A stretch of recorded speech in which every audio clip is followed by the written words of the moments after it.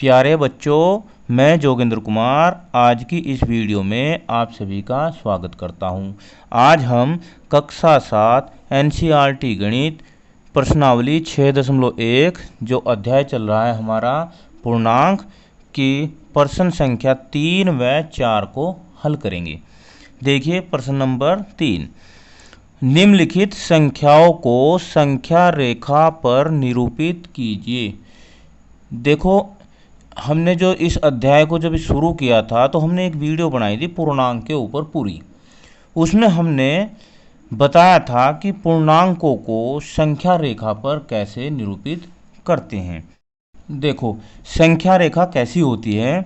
देखो, संख्या रेखा यानी कि रेखा पर संख्या जब हम लिख देते हैं तो उसे हम बोलते हैं संख्या रेखा। अब देखो, हमने एक ये लाइन खींच ली। इस लाइन पर हमने बीच में तो लिख दिया 0 और 0 से समान दूरी पर दाईं ओर हमने बराबर बराबर खाने बना लिए। ठीक है बच्चों। अब देखो, दाईं ओर हम इस पर धनात्मक पूर्णांकों को लिखते हैं, यानी कि प्लस की संख्याओं को लिखते हैं। 1 2 3 4 5 6 7 8 9 10 ऐसे लिखते जाते हैं और इनके जो बीच की दूरी होती है वह बिल्कुल समान होती है। ठीक है। 0 से बाईं ओर हम ऋणात्मक पूर्णांकों को लेते हैं, माइनस की संख्याओं को।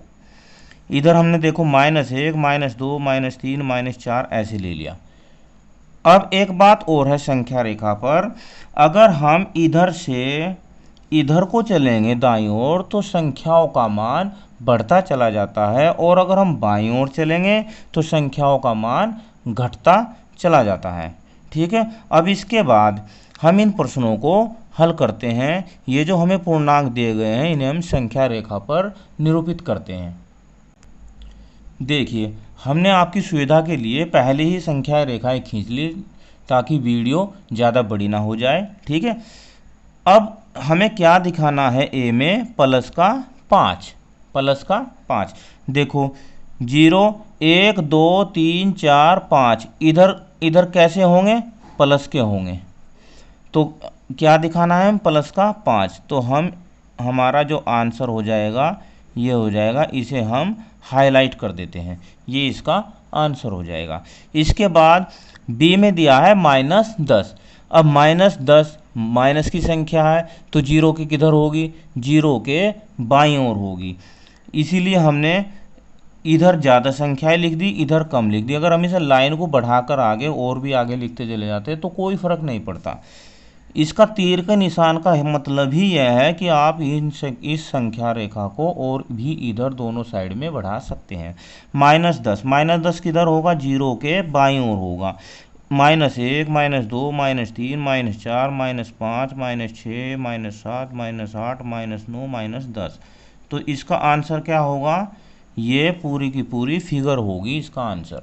ऐसे ही हमें संख्या रेखा पर इन्हें सिर्फ क्या करना है, निरूपित करना है, दिखाना है। सी में प्लस का 8 किधर होगा, 0 से दाईं ओर होगा, 0 से दाईं ओर होगा। ठीक है बच्चों।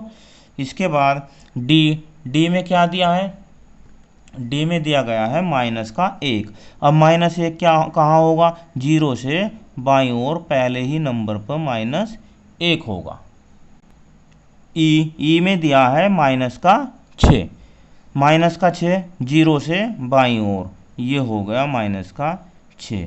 इस तरह हमें संख्या रेखा पर इन पूर्णांकों को, इन संख्याओं को निरूपित करना था। ये सारे के सारे section A B C D E हमने कर दिए हैं। इसके बाद प्रश्न नंबर 4 को हल करते हैं। देखिए प्रश्न नंबर 4। संलग्न आकृति में एक ऊर्ध्वाधर संख्या रेखा को दिखाया गया है जो पूर्णांकों को निरूपित करती है। इस संख्या रेखा को देखिए और निम्नलिखित बिंदुओं के स्थान ज्ञात कीजिए। यह बहुत ही अच्छा प्रश्न है। देखो, इसमें क्या कहा है कि संलग्न आकृति, ये एक आकृति दी गई है, इसमें ऊर्ध्वाधर संख्या रेखा को दिखाया गया है। ऊर्ध्वाधर मतलब अभी तो हमने संख्या रेखाएं ऐसी देखी है, ये संख्या खड़ी दिखाई गई है। कैसी संख्या? ये संख्या रेखा दिखाई है, ये खड़ी संख्या रेखा दिखाई है। ठीक है, और इसे हमें देखना है और इस पर दिए गए बिंदुओं को के स्थान को ज्ञात करना है। अब देखो, ध्यान से देखो इस संख्या रेखा को। इसमें आप देख रहे होंगे कि एक तो हमारे पास पॉइंट 8 है, ये दिया ना प्लस का 8, और एक दिया हमें 0। बस 2 नंबर दिए हैं, बाकी ये C, B, A, H, G, F, E ये दिए गए हैं। इनके तो हमें स्थान ज्ञात करने हैं। अब देखो, अगर यहाँ पर प्लस है का 8 है और यहाँ पर 0 है, इसका मतलब यहाँ से इधर को बढ़ती जा रही होंगी संख्या। तो यहाँ कितना होगा? 7, यहाँ कितना होगा? 6, यहाँ कितना होगा? 5, यहाँ कितना? 4, और यहाँ कितना? 3, यहाँ 2, और यहाँ 1, यानी कि 0, 1, 2, 3, 4, 5, 6, 7, 8 ऐसे होगा। अब नीचे को क्या होगा? माइनस का 1, माइनस का 2, माइनस का 3, minus 4, minus 5, minus 6, minus 7, minus 8, minus 9 और माइनस 10। नीचे माइनस 10। अब देखो, हमने बड़ी होशियारी से इस संख्या रेखा का पता लगा लिया कि इसमें कहाँ कहाँ कौन कौन से पॉइंट लिखे हैं। ठीक है, अब इसके आधार पर, अगर ये क्लियर हो गई है तो इसके आधार पर हम इन बिंदुओं के उत्तर देते हैं। ए में कहा, यदि बिंदु डी पूर्णांक 8 है तो -8 वाला बिंदु कौन सा है? देखो, अब यहाँ तो +8 है, अब -8 किधर होगा? नीचे होगा। -8 कहाँ है? यहाँ पर है। तो यहाँ पर कौन सा बिंदु लिखा है? यहाँ पर लिखा है F। कितना, कौन सा लिखा है? F। तो इसका आंसर हो जाएगा बिंदु F, ये इसका आंसर हो जाएगा। बी में दिया है, क्या G एक ऋणात्मक पूर्णांक है या धनात्मक? सबसे पहले आप G देखो कहाँ है। G, ये रहा G। अब G कहाँ है? -6 पर है। जब -6 पर है तो इसका मतलब क्या हुआ? यह ऋणात्मक पूर्णांक है। तो इसका आंसर हो जाएगा G एक ऋणात्मक पूर्णांक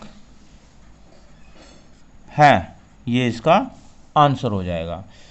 सी में कहा है, बिंदु B और E के संगत पूर्णांक ज्ञात कीजिए।